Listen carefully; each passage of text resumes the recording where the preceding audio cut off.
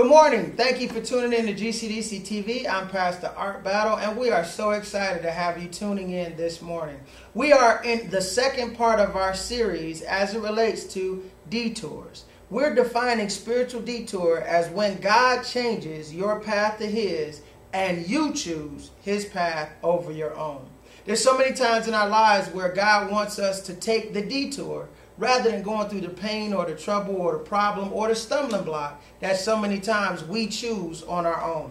Last week we talked about open and closed, and in Isaiah 22 and 22, that's where Jesus clearly is given the key to be able to open doors no man can close, and close doors no man can open. We concluded with learning three things. It is what it is. Doors swing both ways. Perspective produces panic or peace. Today, the second part of our series is going to deal with what does it mean to be rerouted? What does it mean when God takes you on a different path and the route that you wanted to go is not the route that you can go? And what if God is moving you to a place by rerouting you to something brand new, something awesome, something that only He can give? And John 14:6 is where we're going to spend our time in this message. And it says, Jesus told him, I am the way, the truth, and the life. No one can come to the Father except through me. There's something in this message that's going to help you understand that God is rerouting you right now in order to do something awesome in kingdom building. Allow God to do the rerouting and just be obedient unto His will. God bless. What we're going to do real quick, we're going to do a recap. I want you to say the word detour. Say detour. Now, what we're doing today is we're actually going to do a little bit of a recap, then we're going to touch into a new area. So a detour, and we need to understand that a detour is something that takes you to a new place that you haven't been before. It could take you past the route that you were originally taking, that you were common using on a regular basis. But what you wind up doing is you wind up taking a different route because you're traveling to the initial place you were going to just in a different way. Now, there's 5 different aspects for a detour. We got a detour is the act of going or traveling to a place along a way that is different from the usual or planned way. It's also a road, a highway, or etc. that you travel on when the usual way of traveling cannot be used. It's also to go along a way that is different from and usually longer than the usual or planned way. It's number 4, to make someone or something go in a direction that is not planned or expected. And then 5, to avoid something by going around it.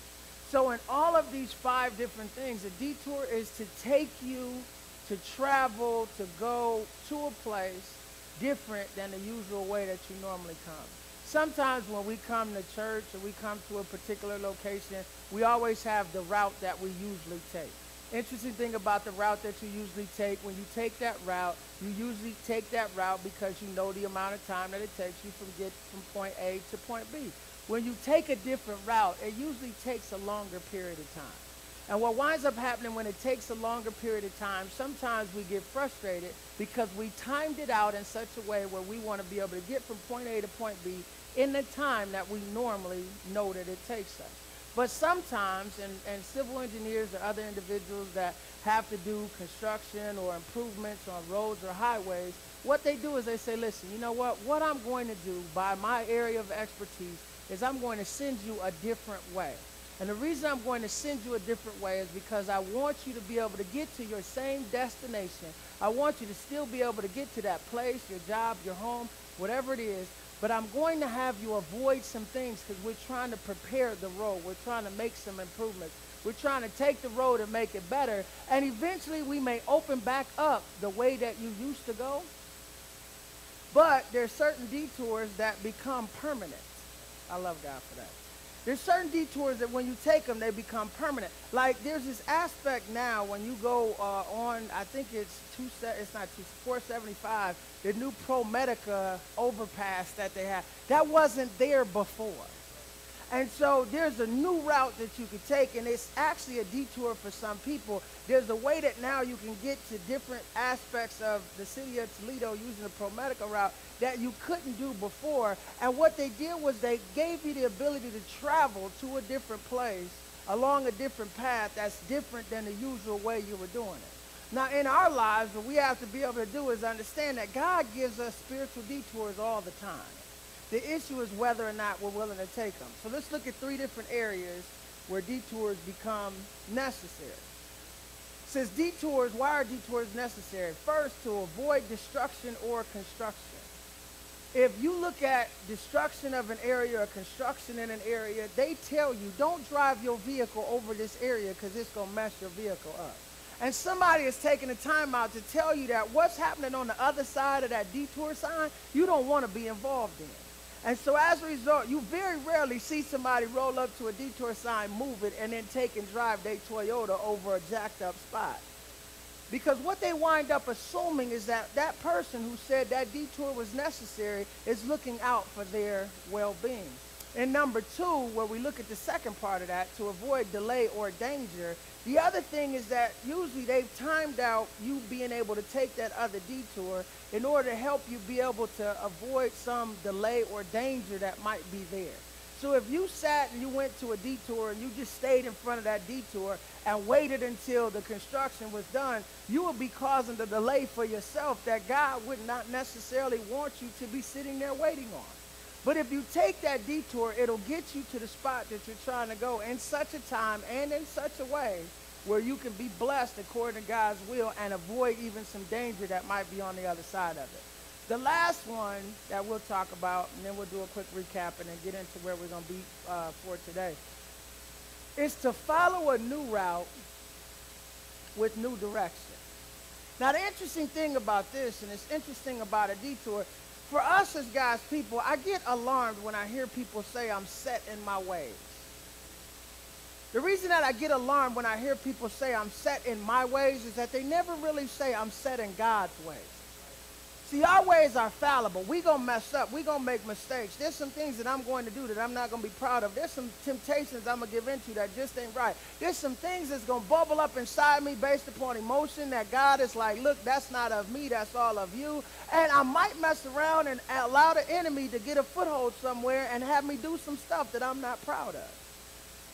But if I'm willing to take this new route with a new direction, what that means is that I could get a brand new life in Jesus, do some brand new stuff in him, have a brand new walk, brand new talk, brand new way of thinking, brand new way of being a blessing to people. And you know what the most interesting thing is? You could tell people all day that it's all this brand new stuff and they don't want it. Because we become so comfortable with the life that we know. But the interesting thing about that is, until you take the detour, you'll never experience the new life. And the funny thing, and I know we'll run to this other part, the funny thing is that when you hear people who have taken a detour, stop taking and saying, that's just for them. No, it's for you. That's why they're sharing it. And you know the funny thing real quick, and I love God for this, it's very interesting. If you travel on the same road and everybody has to get to this detour, everybody's forced to make a decision.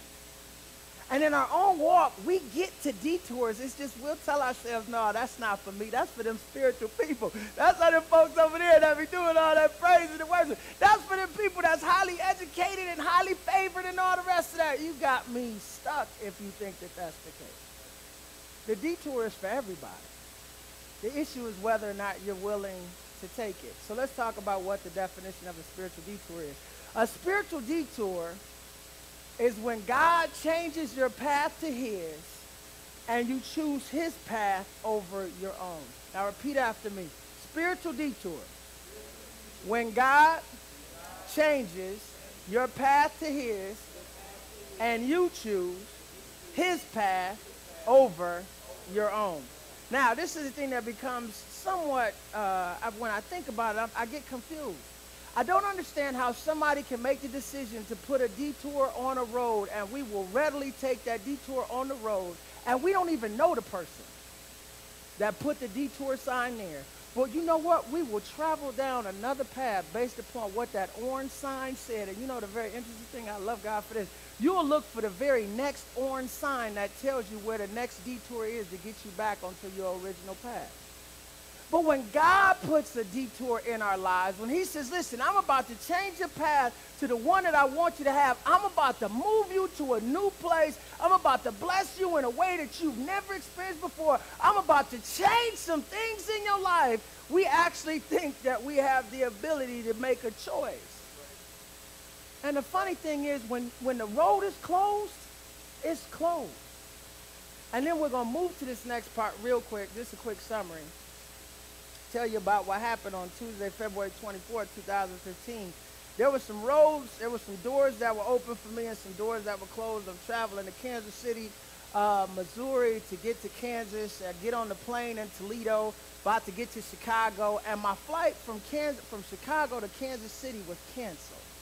And I had prayed the entire flight. It was an hour-long flight. I prayed the entire flight. I said, God, you will open a door for me to be able to get on a plane in Chicago and get to Kansas City because I got a vehicle I got to pick up. I got my hotel stay all set, and the flight was still canceled when I got to Chicago. And so the interesting thing, it was in these bright red letters, it said cancel. And at the end of that particular experience, I said, well, what do I do next? Do I just lay here in the airport? Do I sit here and get mad? Do I just make myself frustrated over the fact that I prayed and God didn't answer my prayer? The weather in Chicago was bad, so I'm sitting back saying to myself, maybe God is blessing me to be able to not be in a situation where some hurt, harm, or danger would have happened. Whoever the air traffic controller was said that the flight was not safe for us to get on. So there was a huge blessing in all of that. And I could have just got upset because I prayed to God for something and he didn't answer it the way I wanted him to answer it. And you know what? Oh, I love God for this. Sometimes we act like kids at Christmas that didn't get the #1 gift on our list.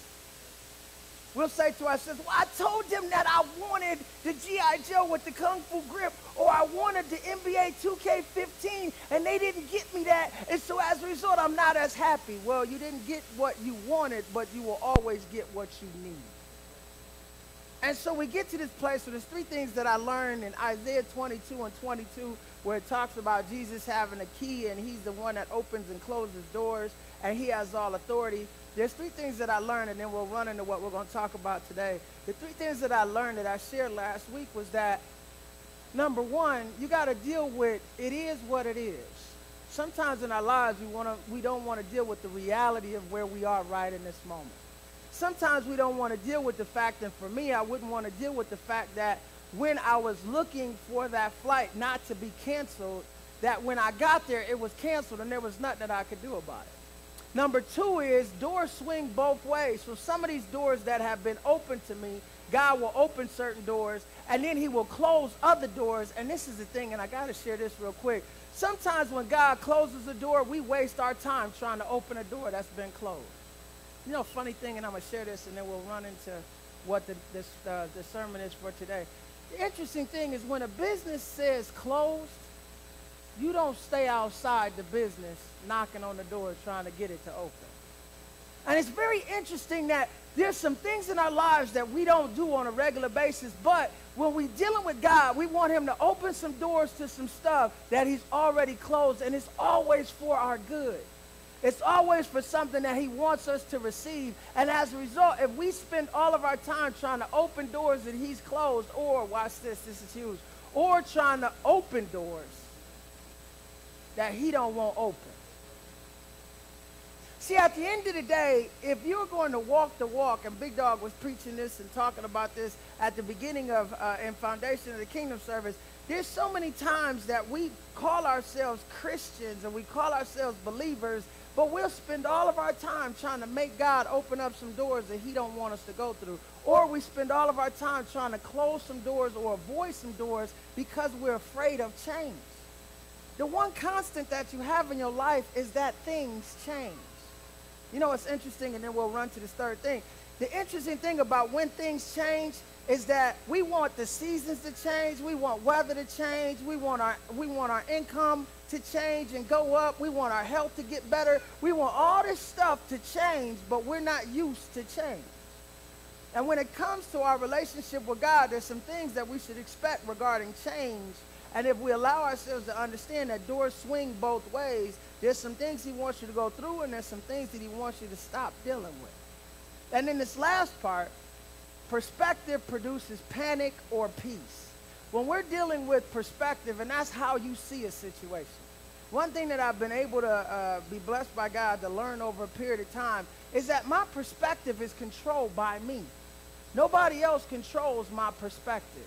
If I look at what was happening with me in Chicago, I could have walked through the airport in Chicago and just been in a state of panic because I've never been in Chicago O'Hare Airport, and it's a huge airport. But when I saw the Hilton and I said, listen, there's a way for me to get there, and all I got to do is go through this little underground tunnel, and I can get to the Hilton, and they got rooms, so I figured I got a place that I could stay. There was a level of peace that was produced, but it was based on my perspective, because I could have been like some of the other people whose flight got canceled, and then they started panicking, or they started complaining.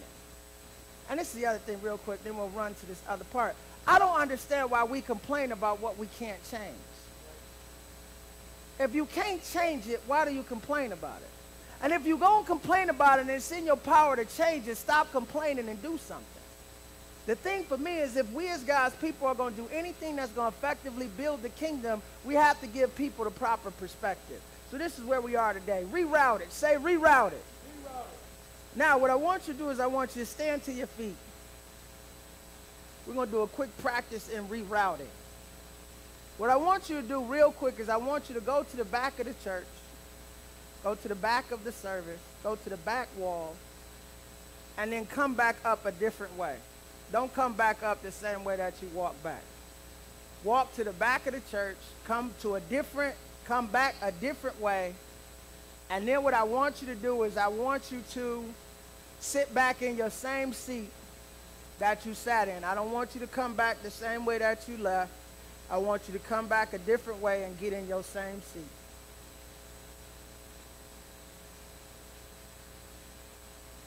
See, this is why it's good when we nimble in service. The thing I love is y'all was quiet too. I didn't even say be quiet. This is good. This has been a great exercise. It's all right, with everybody seated, we're going to start with what rerouted means. And I'm going to give you an example of what you just participated in. When you have been rerouted, what that means is that something has changed in the way that you left the place and in the way that you come back to that place. The going and returning to a place can always be different.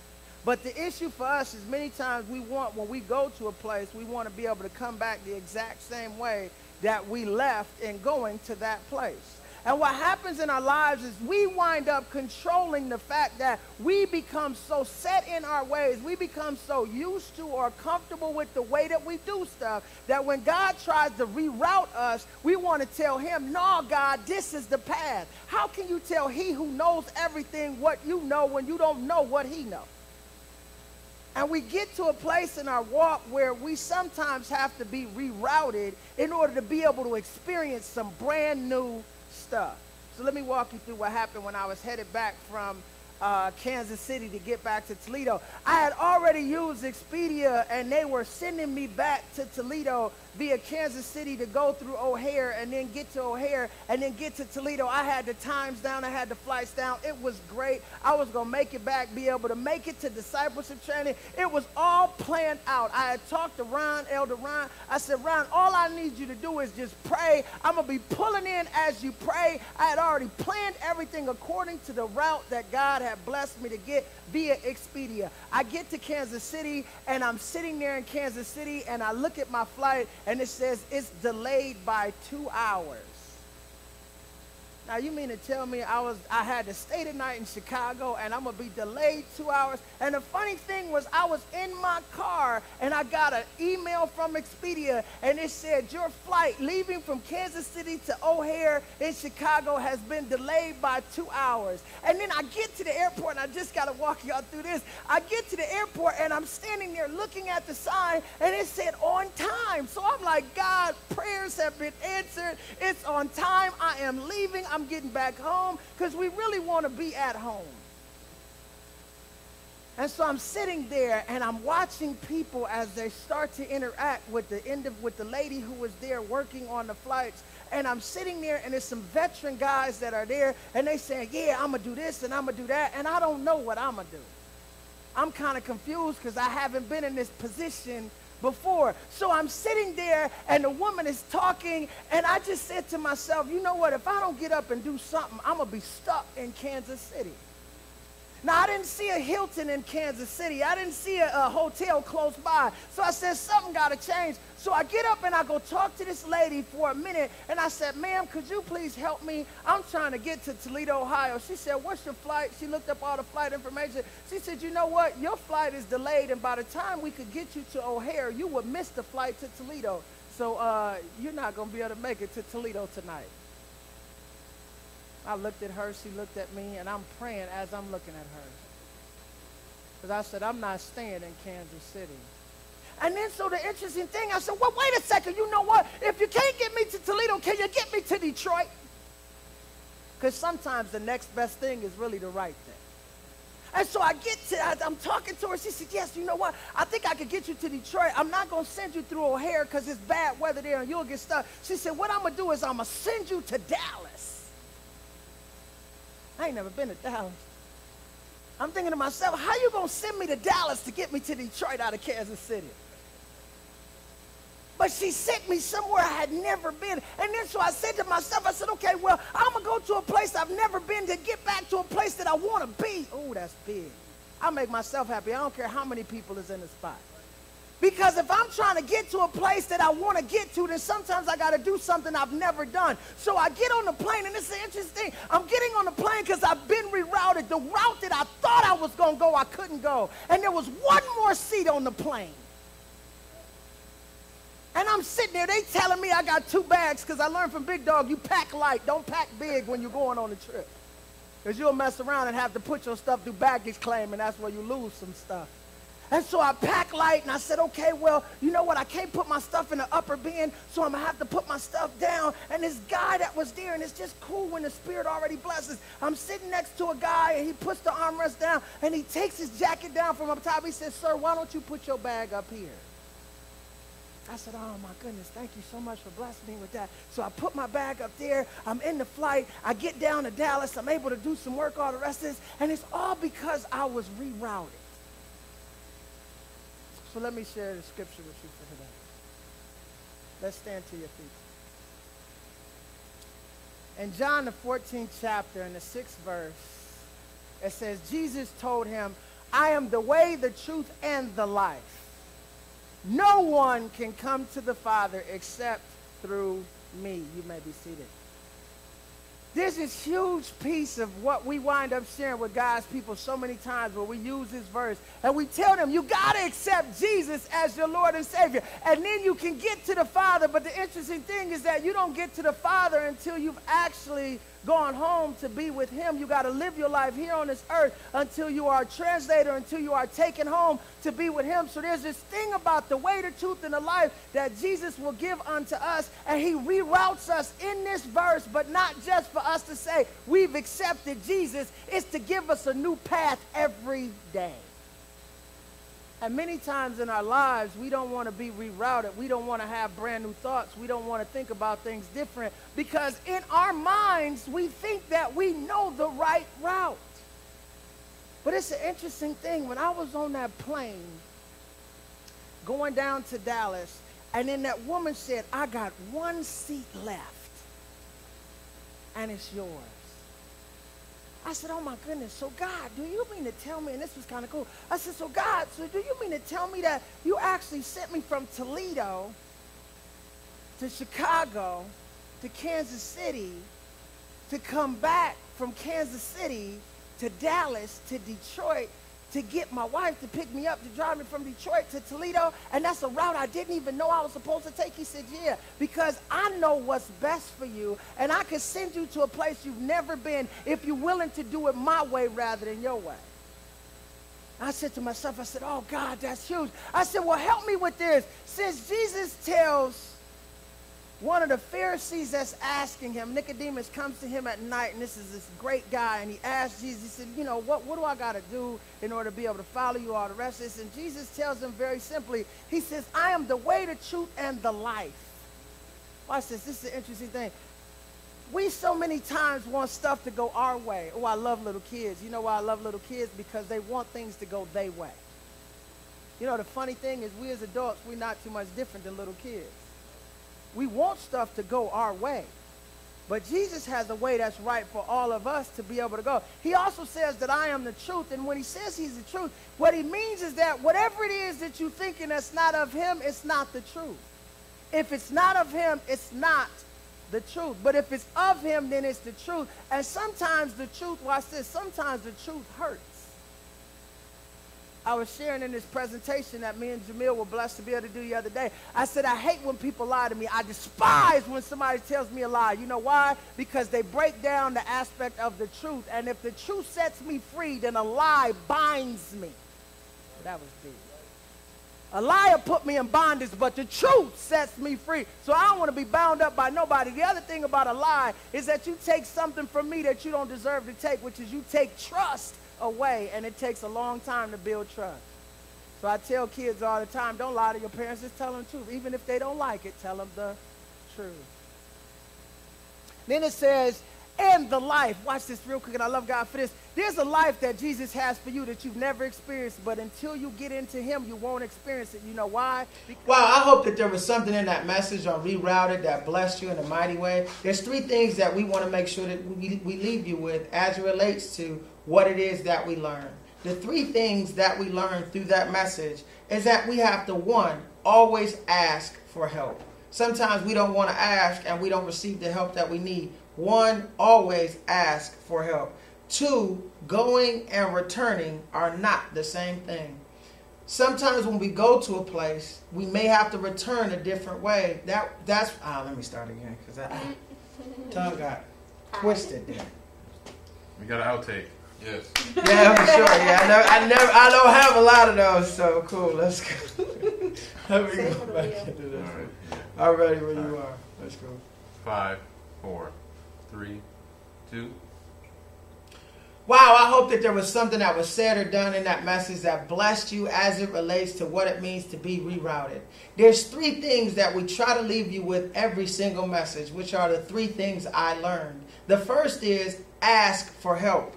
We have to put our pride aside and ask for help when we need it. And number 2, going and returning are not the same. You may have to go a different way and then come back a different way to receive the thing that God has for you. And we all know this. When you go to a place you've never been before, when you come back, it always takes less time. So remember that. And number 3, new route equals new journey. We like new stuff, but in order to receive new stuff, you got to do new things. So if God is taking you on a new route, rerouting you the way that he wants you to go, then there's a new journey, a new path, and a new blessing that he already has in store. May God bless you and keep you the rest of this week. And please tune in next week for part 3, the final part of our series on Detours. God bless.